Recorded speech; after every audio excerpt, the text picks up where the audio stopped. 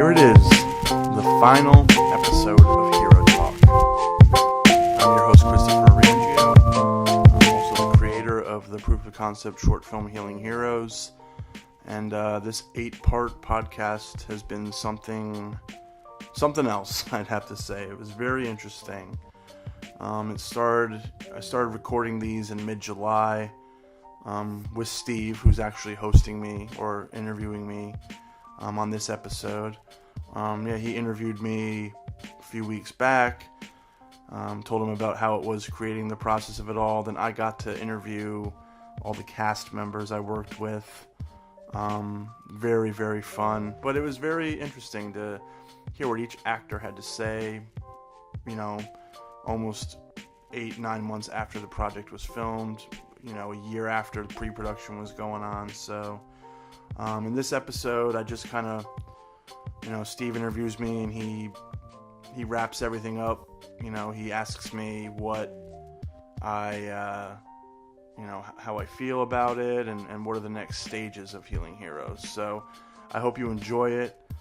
Steve and I also have our own little project in the works called Ranting and Raving. That's a podcast where him and I rant and rave about shit we love. We have a lot of cool, concepts for it. And other than that, I hope you guys enjoy this last episode of Healing Heroes. For everyone who listened, took the time, and just listened every other week or every time we posted one, I appreciate it. I love you, even if I don't know who you are. And here it is.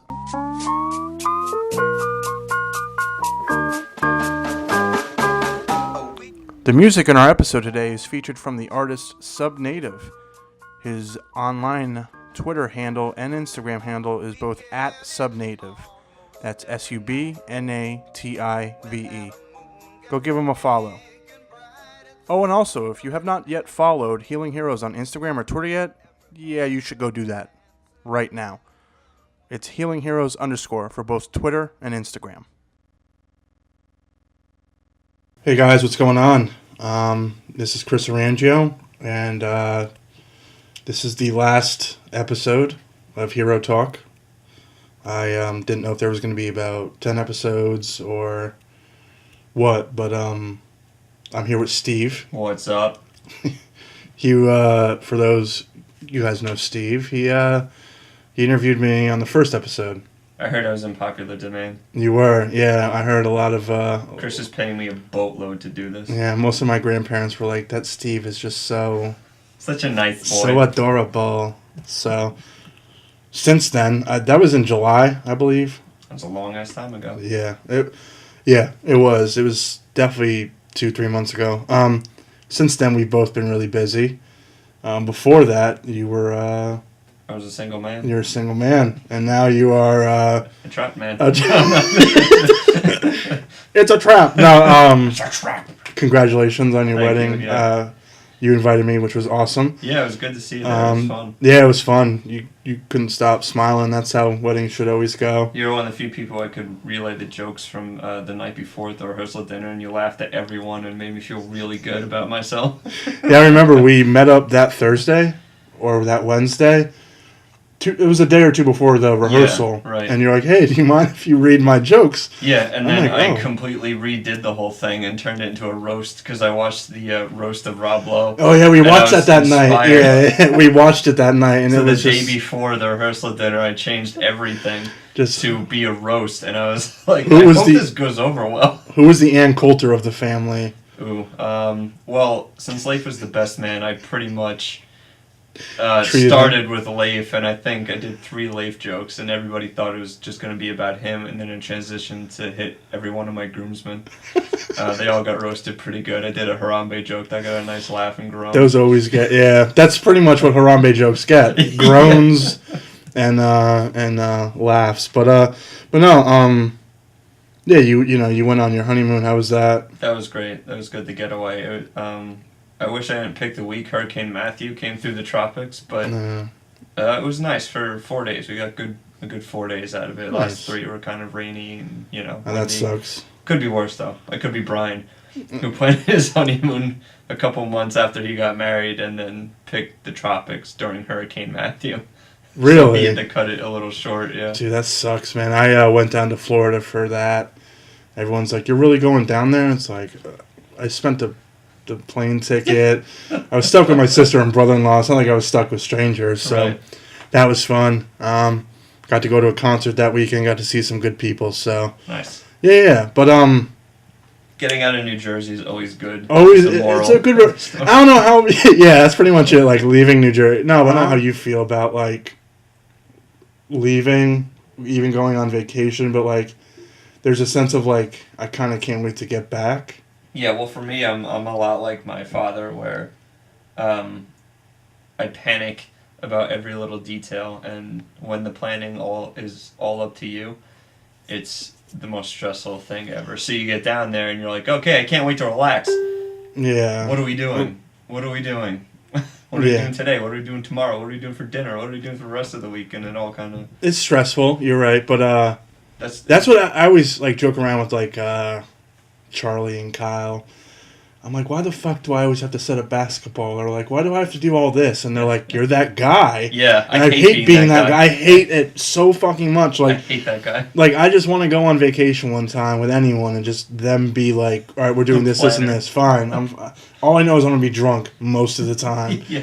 Like, when I went down to New Orleans for, like, my sister and I had, like, a joint graduation because I graduated college later. Mm-hmm. So we went to New Orleans in Mississippi. Yeah. Oh, nice. Yeah, and it was... How's Mississippi? Very underrated, I'd have to say. Yeah? We went to a casino. Is it humid as balls down there? It was so hot, man. We went in June, and we stayed at a casino... And it was after a 9-hour drive from Florida, and actually in the elevator, my sister and I were. You came from a cold climate. Yeah. Just went from like hot to like Jesus fucking Christ. In the elevator, we saw I don't know the actress's name, but she was in Eastbound and Down. She was also in Mike and Molly, the tan woman. I don't even know her name, but like. I was just like, oh shit! Like, and my sister was like, I look like shit. I didn't even want to look at her because like she was so beautiful. You ran into her in an elevator in Mississippi. Yeah, because she was there for the guy who does the. You know why though, right? The guy who plays Mike on Mike and Molly was also Billy Gardell. He's a great stand-up. Yeah, he was doing stand-up at the club. No shit. Okay. So she was there to support him. I thought that was pretty sweet. But Mississippi was nice. In New Orleans, I got to go back again with friends. Survived New Orleans, not just in like a frat boy like I'm gonna drink a ton way, in like spicy shrimp and jambalayas. Like I think I would die. You don't like spicy food, right? I can't handle it. Yeah. Well, there's just a lot of like. It's more about it's rich food total too. recall of everyone around me. Yeah. You might want to like wear a warning. May explode if I have gumbo. It would be like if a lactose intolerant person drank a gallon of creamer. That would be what I. That'd be just the visions I'm getting right now, and it's not pleasant. But anyway, since you and I had that podcast, we lots been going on. Yeah. With you and I, with other projects. Yeah, our own individual stuff. You've been all around everywhere interviewing your entire cast, the crew, everybody who helped produce it and create this thing. Yeah, all summer. How was it? Sorry, yeah, all summer. It was pretty good. I interviewed, I interviewed it in order, kind of. So I interviewed Wakande, I interviewed Ryan, I interviewed Alyssa, and then there was like a few week breaks where I was like, people are busy. I think Mark was in Colorado still. He's the lead actor who plays Dr. Connors. Mm-hmm. So I interviewed him actually this past Monday, and that was fun. But I don't know. It was interesting, man. It was it's weird. Like I said this. I've only said it once, but I mean it like every time. Going through like the process of making a film is like so bittersweet. Because when you first meet people, you don't know them that well. If you're making it with actors you hire, so to speak, you don't know them that well. Right. But then, like, you spend months, like, bonding. Right.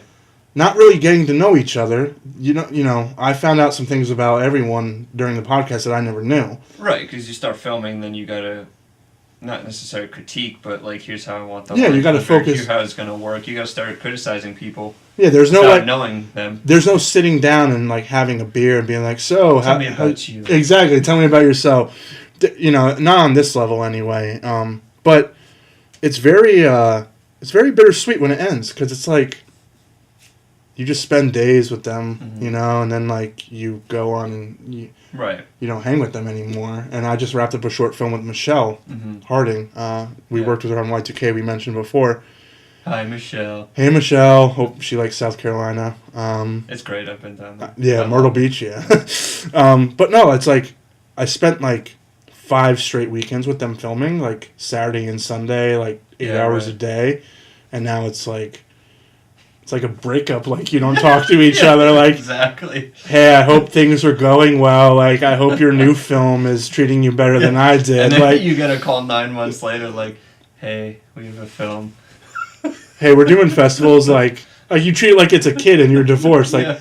Hey, do you want to like watch the film? Like you can have it this weekend or some shit. I don't know. I was hoping you could pick out some music.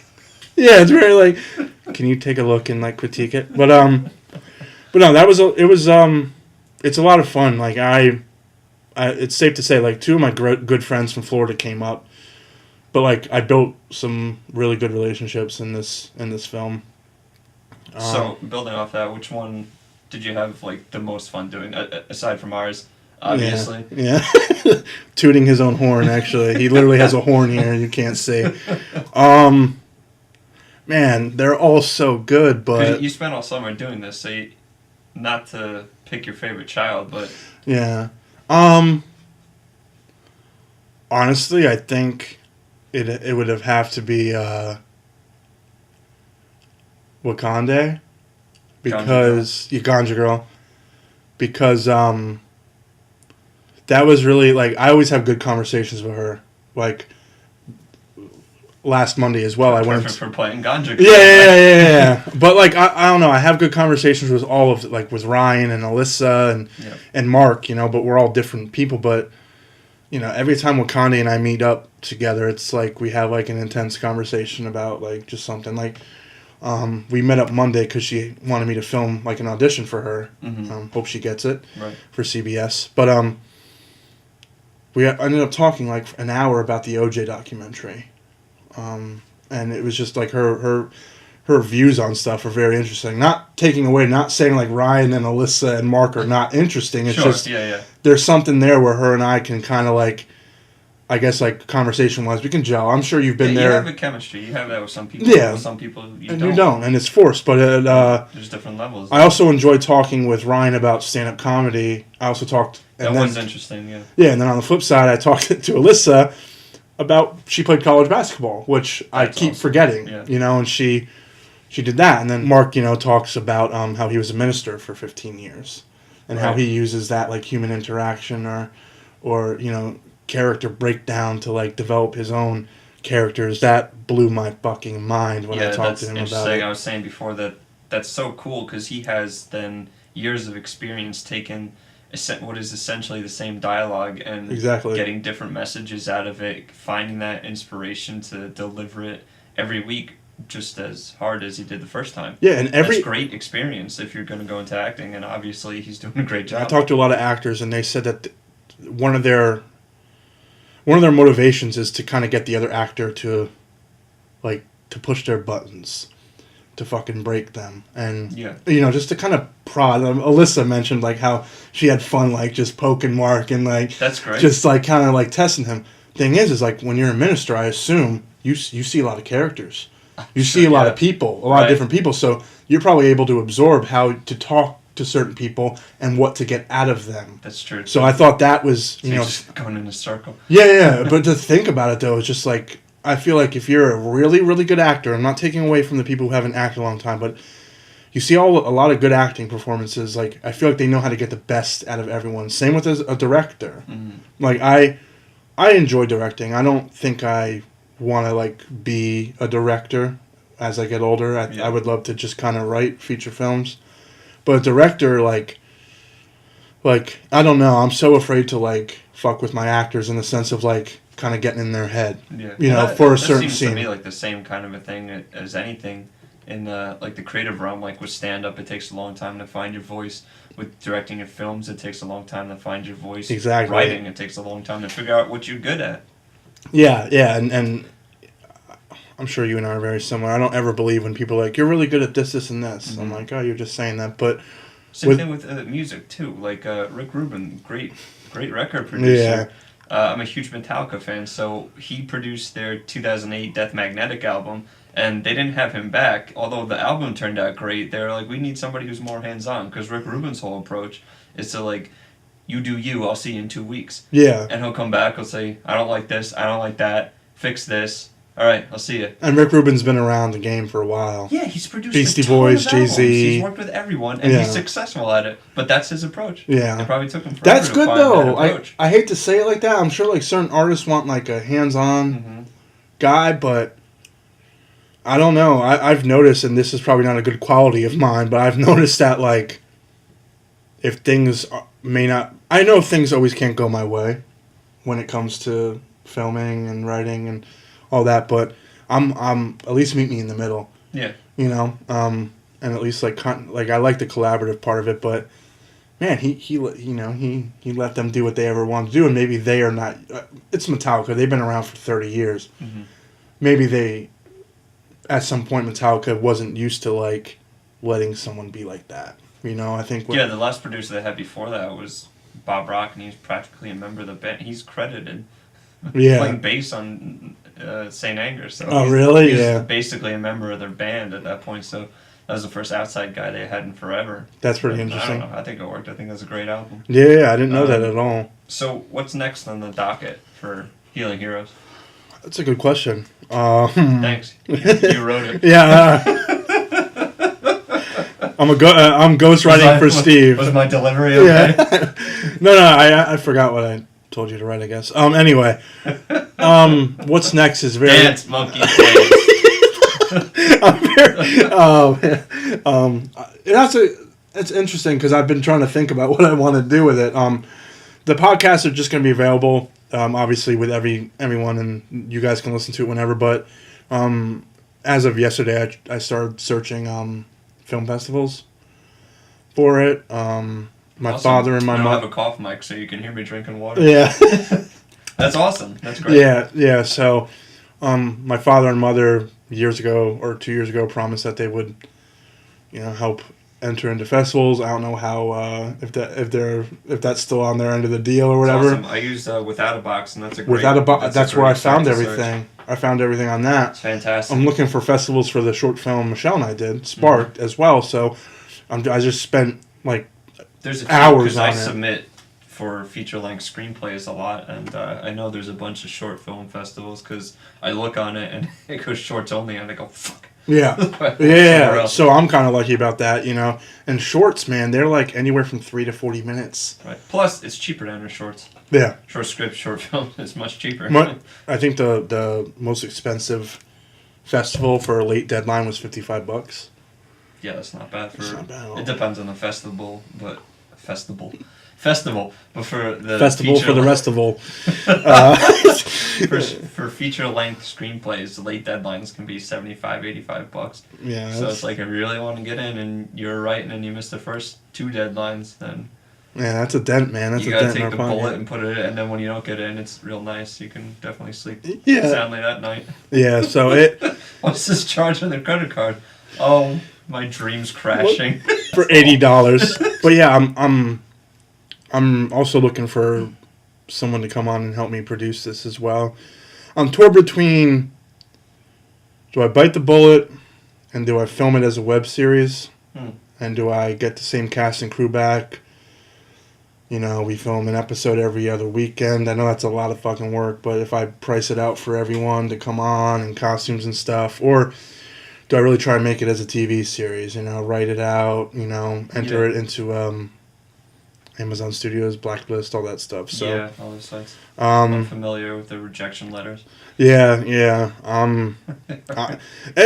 I used to hate rejection in high school from anything, from sports teams, from women, from girls at the time. But I still hate it, and I take it personally. Do you? It's an ulcer. Yeah, no, on the podcast with Clinton, I admitted something. I don't even know if anyone heard it, but I get really angry when people don't take shit seriously, like projects. Oh God, yeah. You know, and then anything anything that you want taken seriously, and it's not. Yeah, but it's tough when you're trying to work on something and everyone is over there, on Snapchat or fucking around, and it. Playing basketball, I snap easy. Yeah. Oh yeah. Don't take it serious, and we're getting our asses kicked. Yeah, even if it's pickup game. Yeah, people but people. I had a conversation actually about this today with my buddy. Like, he's like, you're an emotional person, so like, yeah, people like see that and they might like. I don't want to be that guy that people have to like. Oh, I shouldn't say this around him. I know I'm an emotional person. I know I wear all that on the sleeve, but it's also. I feel like people are going to see who you are right away. You want to really surround yourself with some good people. So. Oh yeah, definitely. So That's good though, to have a decision to make like that where you want to pursue it as just TV wise, writing for it, submitting that way, or actually going out on your own and doing it. And to be fair, you could do both. Yeah. You could do a tangent reality thing like Back to the Future. You could write it out like a TV series for one, and then for the other, do a web series and actually get something on tape. That'd be good because by tape, I mean digital. Yeah.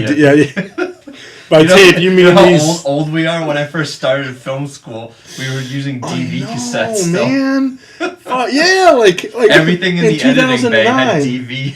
Yeah, in 2009, we had to convert tape to that. I was like, there has to be an easier way. Yeah. And then they were like, well, you're not mature enough yet to use the cameras with the digital cards. I'm like, these are so fucking these are easier. Tape? Yeah. I used tape to tape my home videos when I was 11. You gotta learn the real way. No. Yeah, you're right. No, I actually sounded one guy. I sounded like one person. But yeah. So what do you think you learned from this whole thing? Because this has been a long time in the works for you. This is your baby. This December is going to be a year since we filmed it. Mm-hmm. But like it's been like let's say about like 18 months since this whole thing started. It's it definitely has its ups and downs. I'm very proud of what myself and others accomplished for it. Even if it's, I shouldn't say it like this because that's very pessimistic, but although right now it's just on Vimeo and on YouTube and it's a 10-minute proof of concept, people still seem to enjoy it, people, every time I say the idea of it, the reaction from like random people is just great. It's either like, oh wow, I never thought of that, or like, oh that's hilarious, or like, oh, you could really. Yeah, even we met up, we reconnected last year, wintertime, and you told me about it. Like this time last year, honestly. I thought it was a very interesting concept, even though I'm not necessarily a huge fan of superhero movies. I'm a little burnt out by the whole thing. Oh yeah, concept. Same here. I haven't watched Jessica Jones or Luke Cage, and everyone's like, "What is wrong with you?" And it's just like the farthest I go now is I add it Daredevil? To my queue, and then I don't watch. Yeah, but I don't know. It's probably the biggest, not the biggest thing I've done. No, it could be the biggest thing I've done. Like merchandise, not merchandise. Branding and social media, all that kind of stuff. Yeah, and budget wise, and driving people from the city to here. I never had to deal with that in Florida. Yeah. But it's been interesting, and I've really enjoyed these podcasts because you just kind of get to. I feel like I relived it. Meeting up with Mark and everyone, and we were talking about it, and they're like, "Oh shit, I did do that on set, or we did talk about that." So yeah, because you said filming is like having a relationship. Doing podcasts 9 months later is the same thing as texting, going, "You up?" Yeah, like 9 months later. That needs to be on a T-shirt somewhere. You up though at 3 a.m. You up? I've never texted the "you up" at 3 a.m. Me neither, because I'm always asleep. But if I make it past 11 o'clock, I'm doing very well for myself. Yeah, no, I'm a shitty sleeper. There's some days where I'm like, I sleep like, I go to bed at 11, and there's other times where I'm like, ooh, basketball, and then I'm up until 2. Oh, or sport. I slept in the same bed for 20 some years and just got a new mattress and everything like that, and it has been horrible. Really? I can't sleep. That's crazy. And I've always been able, if I could go upstairs now. We're recording this at 7:23 p.m. I could go upstairs now and sleep until tomorrow morning if I wanted to on my old bed. Now I can't sleep 12 hours. 12 to 6 without tossing and turning all night. That's how I feel too when I'm in a bed that's not mine. I'm always like... Yeah, it takes me 2 days in the hotel just with the best. Really? Like, it's weird. Every time I'm in a hotel, it's like me driving from Jersey to Florida or vice versa. So by the time I'm there, I'm like, sleep on a coma, like yeah, 9 pillows. Everyone's like, you want to go out and get dinner? I'm already like, I'm dragging ass already. And you have to pay for the electric, so you can dial that sucker down to LO or whatever. LO. They can't even afford a W in fucking Days Inn. Yeah. But, their LO is 82 degrees. They just max it out at that because they don't want to pay. They don't want. Oh my god, I've slept in some shitty hotels, man. Just going to concerts in Massachusetts or anywhere. Like everybody wishes they were young again, just to be young again and get that much further away from death. I wish I was young again, so I don't. I'm not such a germaphobe. I know. Are you a germaphobe now? It's happened because last year I got the stomach flu twice in 1 year. So, and I work in an environment where I'm around germs all the time. So I have like a 3-gallon jug of Purell on my desk. I'm practically bathing in it every half hour. Yeah, I feel. For the most part, I feel like I'm a pretty disgusting person. like in the sense of like I see. I'm glad you said something. Yeah. Yeah. Most people are like, oh no, I would never do that, and in my mind, I'm like, I really don't have a problem with that.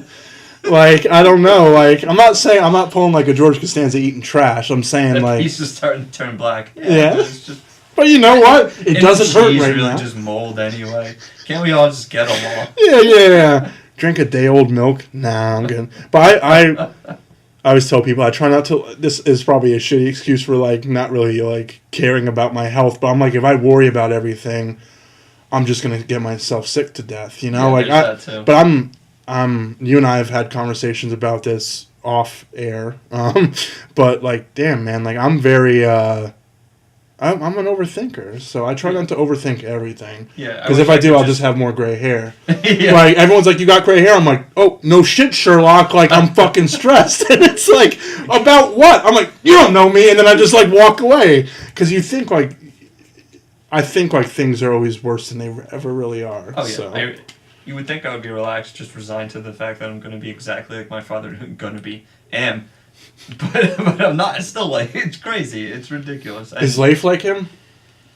Yeah, we're both like him, where every little thing stresses us out. Like, if I'm in an airplane and it goes down, I would be like, oh, well, this is it. Mm-hmm. There's nothing you can do now. Okay. But if it's like we're driving somewhere and I'm like, what's the parking going to be like?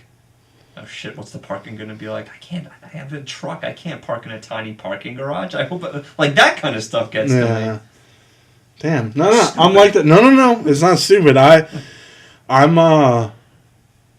It's so crazy hearing that shit out loud because I'm like that too. Like, I'm trying to, like, just relax, and I'm always like next weekend's my birthday, and I'm trying to, like, set something up, but it's like, who's going to go? Like, what's going to be convenient for everyone else? When in reality, it should be like, fuckers, you're going to come to me. Like, or, you know what I'm saying? Like, but and I'm not trying to toot my own horn at all. It's just, if everyone's going to go out, if everyone's going to come out on the weekend, and we're all getting old, I don't really like doing that anymore. I want it to be convenient for everyone because it's not like it's not like 9:30 rolls around, everybody's looking at their watches and doing a pre-yawn. Funny story. Last year, it was me, Kyle, his fiance Kim, and Chris Sheridan. We all went out for my birthday, and I was like, "Yeah, let's do dinner at 8, and then we'll go in Morristown, and then we'll go bar hopping." It was funny, man. We all got to the restaurant. We're all standing outside, like, man, 8 o'clock. It's a little bit late for dinner, huh? You know, like, we're all like, shit, I'm hungry. Like, oh my God, we're gonna wrap up at 10. Our night's gonna be a little bit short. It's just funny how things, like, as you get older, it's hilarious because, like, I don't mind going out at like 10 or 10:30 to a bar. I really now. I really don't mind. But I got a Halloween invite this year for a party that starts at 10, and I'm like, are you kidding?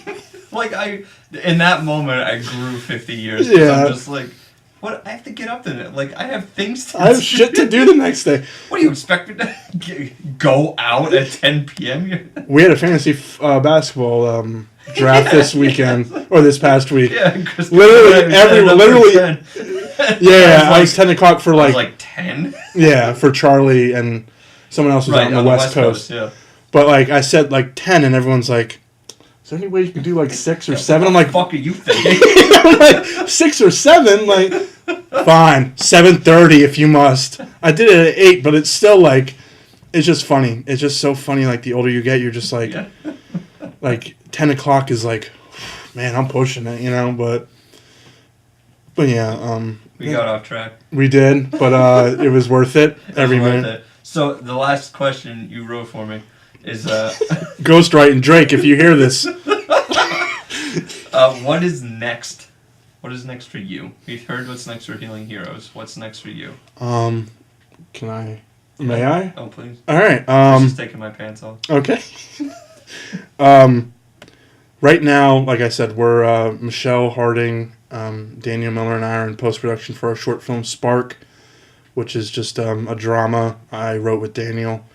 I don't really... Did you say Danielle? Daniel. Fuck, I fucked up. Danielle. That's okay, you can call him. It's alright, yeah, I call him Danielle all the time. I've met him twice, and I feel like I can rip on him because we have he's that kind of chemistry. Guy. He's 10 years younger than me, and every time I fucking pull up to him, and he's like, "Ew, Chris," I'm like, "Fuck you, Daniel." So like, when you can have that riff with someone, that's fine. There's not, and he is funny and he is talented. Yeah, he's a funny. Like he's 18, but you don't talking to him is like you're talking. He doesn't mind working. Yeah, no, he's great, but it's basically just it's a drama piece, which I'm over the phase of trying to write dramas. I'm just going to stick to comedies, even if they're like shitty like comedies, slapstick, potty humor. But it's about just That's all I write. Yeah. But it's just about a writer who, an award-winning writer who, he just laid on a book, and then you just kind of find out why he's been in the funk he is in. Worked with Tom Althoff and Mackenzie Behrman, I don't know. She is an actress that everyone should just recognize that name. Mm-hmm. Remember, I saw her in another short film. Remember it? It was a comedy too. Yeah, she's funny. No, she's naturally hilarious. Right, like, but then she can also do. But then she does like really good drama. Right. And then you and I kind of post the first episode of Healing Heroes. We got I kept bugging Chris about my royalty checks for it. Yeah, I know. Well, between you wanting checks, Mark and my father wanting a trailer, I'm pretty fucked. But I'm into some debt with some very bad people. If you can hear this, SOS. SOS. I'm somewhere in northern Jersey where most people have never heard before. Yeah. Fucking help me. But no. But I'm sinking in debt. But Steve has been like, hey, I'd have to say, man, and I'm not just saying this, man. You kind of got me energized back up to like work on shit because I was very like, my life's going nowhere. I'm nothing's working out for me right now, and you were just like, hey, why don't we come up with this podcast where we talk about sports, music, and movies. And the great thing about that podcast is, like, you're the only person I can talk to basketball for like an hour maybe. Right. And then movie and then music. So I think that's just great for us. And like, if you don't like it, like, fuck it, you're probably still going to listen to it. I think it's going to be fantastic. Yeah, and it's talk about the music, movies, sports. We talk about whatever. We're going to have guests in that are artists. Trivia. Like we are, trying to get on the map and all that stuff. We're going to have our friends in. We're going to bullshit. It's going to be a fun time. I must say, man, and you really, like, the layout you put out for it is just... It's so good. Like, I'm like, hey, Steve, would you mind laying it out? And then it's like 4 or 5 pages of like just games of topics. It's just great. And like everything, I'm like, hey, bloated like myself. Yeah, and myself too. But I'm like, hey, what would you think about this? And Steve is never like, he's always like, fuck it, write it down. Like, he's just, if it works, it works. But like, just write it down. So that's going to be called Ranting and Raving. It's coming sometime in November. It's going to be, at the time this podcast is released, it's going to be next week. Yeah, oh yeah. The 11th. So this is going to be released on the 4th, and then the next one's going to be released on the 11th, yeah. And so you can find it on all the social media. It's the Ranting and Raving Podcast. It's at Ranting Podcast on Twitter, Instagram, all that stuff. We're going to start building it up very shortly. And it's going to be in Steve's man cave where we're recording this now. That's right. And yeah, we have the first 3 episodes laid out with Leif. Yeah, my brother's going to be on one of them. We're just going to make fun of him and beat him. And then... Well, I don't know. Maybe I would have beat him when I saw him, 10 years ago, when he was in high school and he was a lot shorter than me. Leif's a gym rat now. Yeah, now Leif could probably... Being his older brother, I feel like I can still kick his ass. Yeah, you can because you're his older brother. But, me, just a bystander who... I'm pretty sure he could bench me if he wanted to. He's like the white Bismack Biombo, I feel like. That's a hell of a pull. When you say everything about his athleticism and nothing about his talent. Oh, yeah. Well, I wasn't saying it like that, so don't kill me, Leif. And then we have Noah Silvernagel? Yeah, Noah Simon is going to be on one of these episodes. He's the lead singer for an NJ-based band called Lethal Affection. They're awesome. I went to see them live once, and they killed it. I want to hear some of their music before we interview them. They're great. They're a rock metal band. Who would you compare them to? Well, when we saw them, they were able to mix covers and the original stuff in, and it worked. Nice. They covered Iron Maiden, Run to the Hills, which was great. Noah nailed the vocals for Bruce Dickinson, and then they closed with my favorite Priest song, Painkiller. And if you ever heard that song, it's ridiculous on an instrumental level and on a vocal level. And they absolutely crushed it. I was screaming along the whole time. It was awesome. It's got one of the best drum openings I've ever heard in my entire life. And then Halford was just absolute. That was the album, I believe, after Turbo Lover, where they kind of, I don't want to say sold out, but they kind of sold out. And then they came back Turbo Lover ran it down, and then they came back with this in 1990, Painkiller, and just incredible, absolutely incredible. Yeah. I can't wait to see them again. They're awesome. They just finished up their new album. I didn't even know that they were still around, honestly. Awesome. I assume every band is still around until one of their members pass away. Even still, KK Downing left the band, and they hired this guy Richie Faulkner, who was the guitarist for. That name sounds familiar.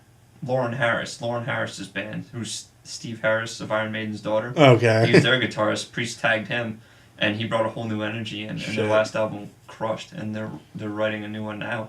Nice. And then, Noah for Lethal Affection, they finished up an album, and they're doing interviews and kind of press and stuff like that. So he was kind enough to say to us. Oh, yeah. So he'll be on, whether it's in person or on Skype, we're going to get him on to talk about it, because he's awesome. He's great to talk to. Yeah, and we have some other friends of ours coming on. I don't want to give away too much. I hope I didn't give away this is too much already, but we have a lot in store. What's going on with you? You actually just told me some good news when I walked in today. Yeah, speaking of the sites we put our stuff on, I got a couple pretty favorable reviews back from the Blacklist about a couple of my screenplays, so that's pretty much what I work on. Nice. Yeah, outside of the podcast we're doing, I write feature-length comedies. Yeah. You and I are basically Steve is the guy that I'm going to probably go to and be like, hey, want to help me write this feature or this short? Yeah. So we have a handful of things. I can't think of anything off the top of my head right now, but... The one thing we did was Y2K that came together, but we've also had a lot of other really good ideas that we'll every time I pitch you an idea, you add another element to it, and that's how you know I could work with this guy. Yeah. It's not just that sounds good. I'm going to continue to watch Netflix. And it's great because we're doing the podcast thing. It kind of jump-started me to be like, all right, well, if this actually takes off in any capacity, I need to have my other shit together to plug. And, really quickly before we go, I think that's such a big thing for any artist. You got to get going creatively. For example, whatever works. You kind of got me into really liking Pete Davidson. Yeah, he's hilarious. I love him on Saturday Night Live. He says funny jokes. I saw him a couple years before he was on SNL. He was in 19 or 20, and he was opening for Dan Soder at the Stress Factory in New Brunswick. And he was incredible. Yeah. He was absolutely incredible. Now he's got his own one, SMD, which I'd finally figured out what the acronym is for. He says it's for his father, but it's like, oh no, it's actually Suck My Dick. Yeah. But he's funny, man. I sent you an interview of his yesterday, and he was just like slaughtering on like younger rappers now and like other stuff. Like, but he's funny. He's young too. He's like 23, but you could tell that he's like. He acts like he's 30. I don't know, like maybe he's just ahead of his time, but he is. He's shooting up the ranks. Yeah, but he has a half-hour special or an hour special just came out on Comedy Central. Yeah, and then he was on the roast. It's coming. Yeah, it's good, man. But I don't know where that was going. The mention of Pete Davidson, but sorry, I'm so out of it. But no, like we just we're growing more and more. So yeah, I can't wait to really get started on this ranting and raving thing. Yeah. Oh no, that's where I was going. I'm sorry. You get like you work on one thing and then it expands. Like then you're like, hey, I'm not just a guy who does like podcasts and this. Like I write, I direct. So yeah, it was good. Most artists are always working on 9,000 things. So. Yeah, and for me that was just many different ideas for movies and screenplays, which you can only take so much of. Paying for valuations and paying to put in festivals and getting no all the way back. So then doing something else creatively that's different is going to be a huge help. Some people don't like festivals, but that's neither here nor there. Thank you for once again being the host and of course kind of going back and forth. We talked about a lot on Steve bought the new mics and the new setup for ranting and raving. Yeah, man. I'm really excited about, where things are going with you and I and just us individually. So yeah, definitely. This is fun. I hope wish you the best with Healing Heroes and continuing with that. Since this is the Hero Talk podcast, you can find Healing Heroes on Facebook, Twitter, Instagram, YouTube, Vimeo, everywhere. Just search Healing Heroes and it'll pop up. Yeah. If you haven't seen it, watch it. If you haven't seen it, but you're listening to these podcasts, you're a creep. Yeah. You should still watch it. Probably really weird, yeah. You probably know us. You feel like you know us, but you don't know it if you didn't watch it. All right, I'm going to stop trying to be funny. All right, that's it. All right. Have a good night. And once again, guys, to whoever listened to all 8 episodes and you heard all of us, I really appreciate it. I thank you, and let's hope that Healing Heroes lives on. Peace. Peace.